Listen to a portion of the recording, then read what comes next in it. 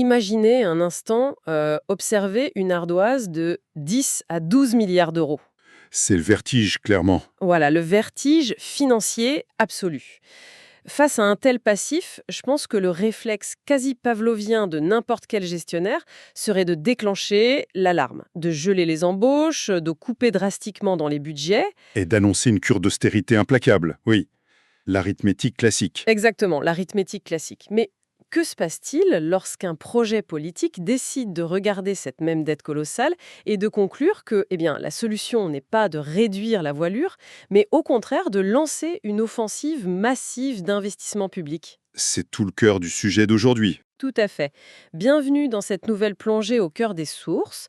Notre mission aujourd'hui est de décortiquer une volumineuse pile de documents. Et principalement, un fichier de synthèse particulièrement dense et structuré qui se nomme le fichier zegroa.pdf. Un document très riche, en effet. Très riche. Nous avons aussi une série de tracts de campagne, ainsi que les retranscriptions de débats télévisés récents. L'objectif, c'est vraiment de comprendre la mécanique interne du projet municipal d'Emmanuel Grégoire pour la ville de Paris. Et je pense qu'il convient d'ailleurs de poser un cadre immédiat pour notre analyse, si vous le permettez. Allez-y, c'est important. Les sources sur lesquelles nous nous appuyons émergent d'un contexte électoral hautement inflammable. D'un côté de l'échiquier, le bloc libéral et la droite dénoncent une gestion financière qu'ils jugent apocalyptique. Le mot n'est pas trop fort, vu les débats. Non, c'est vraiment le ton employé. Et de l'autre côté, l'extrême gauche pilonne la gestion des ressources humaines de la mairie. Donc, notre démarche ici sera strictement analytique et pédagogique. Il ne s'agit ni de distribuer des bons points, ni de valider un camp politique. Absolument aucun parti pris. Exactement. L'idée, c'est de désosser le moteur de ce projet pour comprendre comment ses concepteurs comptent le faire tourner. D'accord, alors décortiquons cela. Car le paradoxe au cœur de ce fichier zgrégoire.pdf est quand même saisissant. Comment ce projet prétend-il métamorphoser une capitale mondiale tout en refusant le moindre plan de rigueur face à cette dette historique? C'est vrai que c'est une promesse qui défie un peu l'intuition budgétaire de base. C'est le moins qu'on puisse dire. Pour saisir la logique de ce programme, il faut d'abord examiner le grand clivage financier qui structure le débat parisien. Les retranscriptions montrent des adversaires, à l'image de Pierre-Yves Bournazel, qui brandissent cette dette de plus de 10 milliards d'euros comme la preuve irréfutable qu'un plan d'économie massif est inévitable. Avec des propositions de coupe franche dans l'administration, j'imagine. Tout à fait. Des couples et même la privatisation potentielle de certains services urbains. Or, la philosophie qui est détaillée, très spécifiquement dans la structure du fichier Zo-Grégoire, prend le contre-pied total de ce diagnostic. L'équipe de campagne refuse catégoriquement le terme de faillite. Ils interdisent même toute notion d'austérité, si je lis bien les tracts. C'est exactement ça. Mais sur quoi se base-t-il pour justifier cela? Je veux dire, on ne peut pas simplement ignorer 10 milliards d'euros de passifs avec le sourire. En fait, l'argumentaire s'appuie sur une mécanique comptable très spécifique aux collectivités territoriales françaises. La loi interdit purement et simplement à une ville de voter un budget de fonctionnement en déséquilibre. Donc, on n'emprunte pas pour payer le salaire des fonctionnaires ou l'électricité des écoles, c'est bien ça? Absolument. La dette est obligatoirement et exclusivement allouée à l'investissement. Les documents de campagne soulignent que cet endettement a permis, au fil des années, de financer l'acquisition d'un patrimoine immobilier et foncier massif pour la ville. Et ils donnent des chiffres précis là-dessus? Oui. Les chiffres avancés dans le document indiquent que la valeur du patrimoine de la ville a doublé. Elle est passée de 24 à 47 milliards d'euros. Et le programme s'appuie aussi beaucoup sur le fait que les agences de notation internationale maintiennent une note de confiance élevée à la capitale. C'est fascinant. Si l'on transpose cela au monde de l'entreprise, c'est en fait la différence fondamentale entre contracter un prêt pour éponger des pertes opérationnelles. Ce qui mène droit au dépôt de bilan. Voilà, et à l'inverse, contracter un prêt gigantesque pour investir massivement en recherche et développement. La stratégie, ici d'après les sources, consiste à parier que l'accumulation d'actifs va générer une richesse sociale et matérielle qui sera supérieure au coût de la dette. Ce qui est fascinant ici, c'est que c'est vraiment le cœur du réacteur de leur doctrine budgétaire. On y trouve d'ailleurs un mantra qui est répété à de multiples reprises dans le document de synthèse. Lequel? Je cite, « La ville n'avance que quand elle choisit la solidarité plutôt que la rente, l'intérêt général plutôt que les intérêts privés. » Ah, la fameuse opposition. Oui. Et cette simple phrase justifie à leurs yeux l'absence de coupe budgétaire. Ça déplace complètement le fardeau de l'effort. Pour eux, ce n'est pas le service public qui doit se contracter, c'est la richesse dormante qui doit être mise à contribution. Attendez, ajoutons une seconde sur ce terme de rente. C'est un mot valise très politique, très chargé. Concrètement, si la mairie refuse de réduire ses dépenses et promet en même temps de financer de nouveaux services coûteux, où compte-t-il puiser l'argent sans faire exploser les impôts locaux de tous les habitants? Eh bien, le financement repose sur ce que les sources décrivent comme une régulation punitive du marché privé. L'objectif assumé n'est pas de taxer le travail ou le petit commerce de proximité. D'accord. Mais alors, il cible quoi? Il s'attaque à la spéculation immobilière et à ce qu'il nomme le tourisme prédateur. Le fichier Zégrégoire détaille des mesures d'une grande radicalité sur ce point. Des exemples précis? On y parle d'interdire purement et simplement la création de nouvelles résidences secondaires à Paris. Ah oui, quand même. Oui. Et de bloquer toute nouvelle création de meublés touristiques permanents. Cela cible directement de façon très explicite le modèle économique des plateformes de type Airbnb. Et il y a aussi cette mention sur les logements vacants, n'est-ce pas? Les tracts parlent de réquisitionner les appartements qui sont vides depuis plus de 5 ans. Et c'est là que ça devient vraiment intéressant. Et très débattu. Oui, très discutable sur le plan technique. Le droit de propriété est constitutionnellement sanctuarisé en France. Une municipalité ne peut pas juste envoyer des agents confisquer des appartements privés dans les beaux quartiers. Comment espère-t-il contourner ce blocage juridique massif? Alors, la réquisition pure existe dans les textes, hein, c'est un héritage d'ordonnances d'après-guerre. Mais vous avez tout à fait raison, son application à grande échelle provoquerait un enlisement total devant les tribunaux administratifs. Donc c'est plus une posture majoriste. Pas exactement.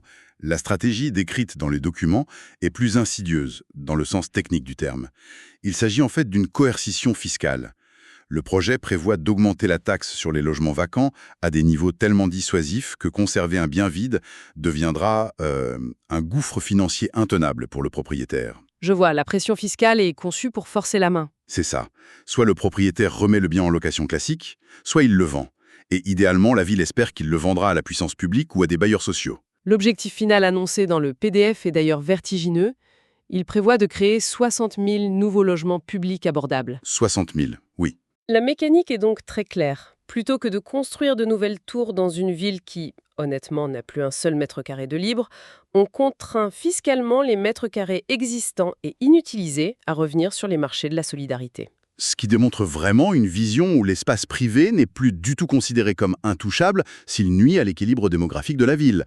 Les concepteurs de ce programme estiment qu'un appartement vide n'est pas seulement un droit de propriété. Pour eux, c'est une perte d'opportunité pour un travailleur essentiel de se loger près de son emploi. Ce qui nous amène à une transition très logique dans leur argumentaire.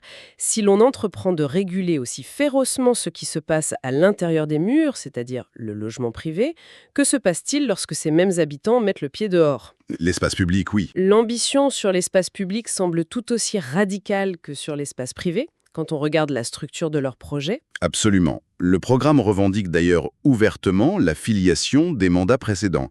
Il s'inscrit dans le sillage de Bertrand Delanoë et d'Anne Hidalgo. Qui le soutiennent formellement, d'après les documents. Tout à fait. L'idée forte, c'est d'accélérer la mutation de la géographie urbaine.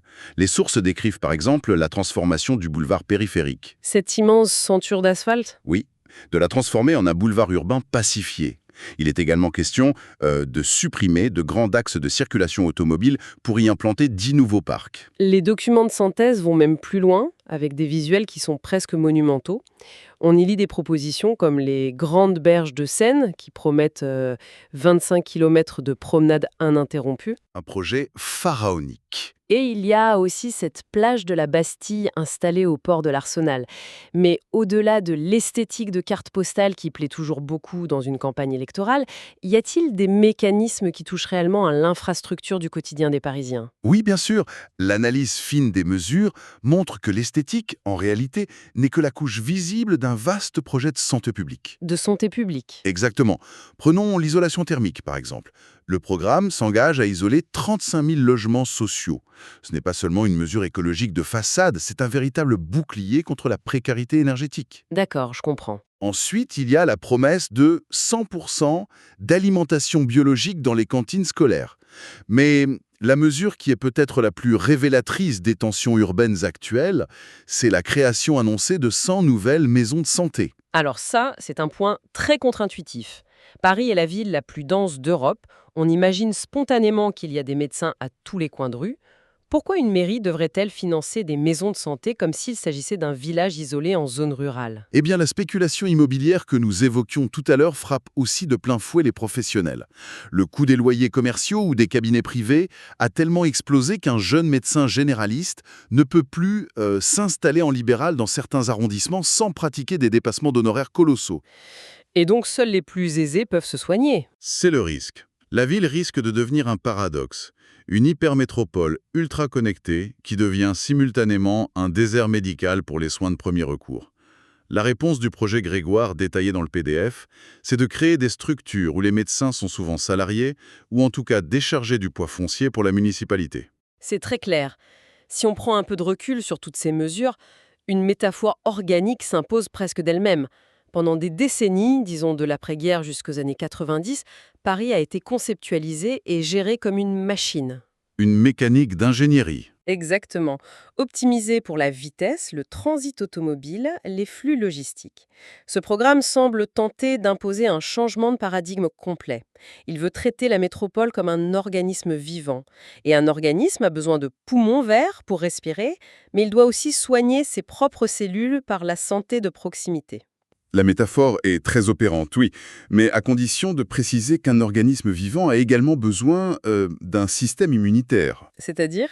Car repenser l'espace vital et y ajouter les parcs n'a d'intérêt que si les citoyens s'y sentent en sécurité. Le volet sécuritaire de ce document de synthèse offre d'ailleurs une perspective très différente de la rhétorique habituelle. Justement, comment aborde-t-il la sécurité sans tomber dans les propositions très classiques de la droite, que le candidat qualifie d'ailleurs dans les débats de rétrécissement autoritaire? La ligne de crête pour eux, c'est de proposer une protection de l'espace public sans opter pour le tout répressif ou pour l'armement létal systématique de la police municipale. Le dispositif s'articule autour de plusieurs axes. Le déploiement de 500 nouvelles caméras tactiques, la création de brigades nocturnes. Et même des patrouilles équestres dans les grands bois parisiens, j'ai noté ça, c'est assez atypique. Oui, tout à fait. Mais la véritable distinction philosophique de ce programme réside dans la définition de ce qui constitue une menace. Les sources mettent un accent massif, et c'est très documenté, sur la violence routière. Ah, le fameux plan zéro mort, zéro blessé grave. Voilà. En déployant de nouveaux radars et en modifiant la voirie de façon agressive, la mairie identifie le véhicule motorisé en infraction comme la menace prioritaire pour la sécurité physique des piétons. De la même manière, le programme annonce un grand plan contre le harcèlement de rue. Avec la création de ce qu'ils appellent des lieux-refuges sécurisés, c'est ça? Exactement. Et si nous relions cela à une perspective plus large, on remarque que la sécurité et le volet social sont traités avec la même approche. Et une continuité logique fascinante ici, que l'on parle de la sécurité physique face à un chauffard, de la sécurité des femmes face au harcèlement, ou même du volet social. Oui, comme le maintien de la gratuité du pass Navigo pour les jeunes et les seniors sous condition de ressources. C'est ça. Le rôle de la mairie, dans leur vision, est toujours le même. C'est la création d'un bouclier institutionnel pour protéger la partie la plus vulnérable contre la loi du plus fort. L'instauration prévue d'un revenu de solidarité jeunesse, ainsi que la création d'une mutuelle municipale, confirment totalement cette doctrine. Le contrat social proposé stipule très clairement que le marché libre ne régulera pas ces inégalités et que c'est l'intervention publique lourde qui doit s'interposer. Alors, c'est bien beau tout ça. Avoir de grandes ambitions idéologiques, c'est le propre de toute campagne électorale. Mais pour transformer ces idées en décrets municipaux, pour passer tout cela au rouleau compresseur de l'administration parisienne, il faut une redoutable machine politique et bureaucratique. C'est l'épreuve du réel. Et c'est là que les retranscriptions des débats télévisés nous éclairent beaucoup sur la méthode. Oui, la stratégie politique documentée révèle une cartographie très précise de leurs alliances. Le candidat porte un projet d'union de la gauche traditionnelle et des écologistes. Mais, et c'est un point crucial, il fixe une ligne rouge formelle. Presque institutionnalisé dans sa communication, oui. C'est la rupture totale avec la France insoumise, et plus particulièrement avec la ligne politique incarnée par Sophia Chikirou. Il rejette toute alliance de ce côté-là. Mais rejeter une alliance à gauche quand on porte soi-même un programme de gauche, c'est un pari extrêmement risqué, non? Pourquoi s'isoler d'un tel réservoir de voix potentielles? Le calcul stratégique est en fait de rassurer. Pour appliquer un programme d'une telle ampleur régulatrice sur l'immobilier, sur la voiture, l'équipe estime qu'il faut absolument conserver la confiance d'un électorat parisien modéré. Un électorat qui est attaché au service public, mais mais qui est hostile au mouvement jugé trop radical ou disruptif sur le plan républicain. L'objectif, c'est d'incarner ce qu'on appelle une gauche de gouvernement, capable de gérer une administration de plusieurs dizaines de milliers d'agents sans trembler. Et en parlant d'administration, il y a un aspect du fichier zgrégoire.pdf qui détonne complètement. On n'associe généralement pas la bureaucratie municipale française, vous savez, célèbre pour ses formulaires CERFA et ses files d'attente interminables, à l'avant-garde technologique. C'est vrai que l'image d'Épinal est tenace. Et pourtant, l'intelligence artificielle est présentée au centre de leur méthode d'exécution. Oui, le programme promet de développer une véritable intelligence artificielle de service public. La promesse est résumée par un slogan très percutant dans le texte PDF: zéro délai, zéro formulaire. Et comment ça fonctionnerait concrètement? La mécanique sous-jacente consiste à utiliser l'automatisation et les bases de données croisées pour verser les aides sociales de manière proactive. Cela éliminerait ainsi le non-recours au droit, qui est souvent causé par la phobie administrative ou la complexité des démarches. L'IA pour remplacer la lenteur de la machine bureaucratique kafkaïenne. C'est audacieux. Les sources mentionnent aussi la création d'une deuxième station F. Le célèbre campus d'innovation parisien, oui, mais cette nouvelle structure serait exclusivement dédiée à l'intelligence artificielle. Il y a une volonté très évidente de conserver le rang de Paris dans la compétition technologique mondiale. Compétition qui est aussi soutenue par d'autres projets de rayonnement mentionnés dans les documents, comme cette candidature pour les Jeux olympiques de la jeunesse. Tout à fait. C'est le volet international du programme. Ce mélange d'hypertechnologie et de démocratie locale est vraiment intéressant, surtout quand on lit leurs propositions sur l'innovation institutionnelle. Les documents prévoient effectivement d'ouvrir le droit aux votations citoyennes aux résidents de nationalité étrangère. C'est un signal politique majeur, ça, non? Ça dissocie la citoyenneté locale de la nationalité étatique. Exactement.